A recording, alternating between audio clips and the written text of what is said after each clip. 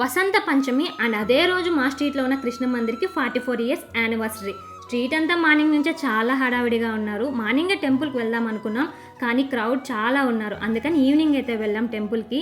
నాకు తెలిసి అందరి ఇంట్లో కృష్ణుని కొలవకపోవచ్చేమో, కానీ ఇష్టపడని వాళ్ళు అసలు ఉండరేమో కదా. చూస్తూ ఉంటే ఆ దేవుణ్ణి అలాగే చూస్తూ ఉండిపోతాం కదండి. ఏదో తెలియని మ్యాజిక్ ఉంటుంది ఆయన రూపంలోనే. ప్రశాంతంగా అర్చన చేయించుకొని గుడిలో కాసేపు కూర్చొని వచ్చేసాము. ఆ రోజు నా ఫ్రెండ్ కమ్ అక్క వాళ్ళది వెడ్డింగ్ యానివర్సరీ.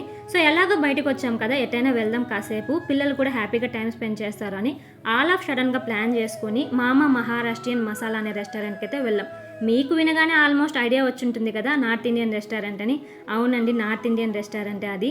మూడ్ బాగోలేకపోతే, ఏదైనా లైట్గా తినాలనిపిస్తే, లేదా కాసేపు బయట ఫ్యామిలీతో స్పెండ్ చేయాలి అనుకుంటే మాత్రం మా any time go to place ఇది. ఫుడ్ చాలా బాగుంటుందండి ఇక్కడ. అండ్ మెయిన్ యాంబియన్స్, ఆ లైట్ మ్యూజిక్, చుట్టూ ప్లాంట్స్తో పీస్ఫుల్గా ఉంటుంది ఇక్కడ.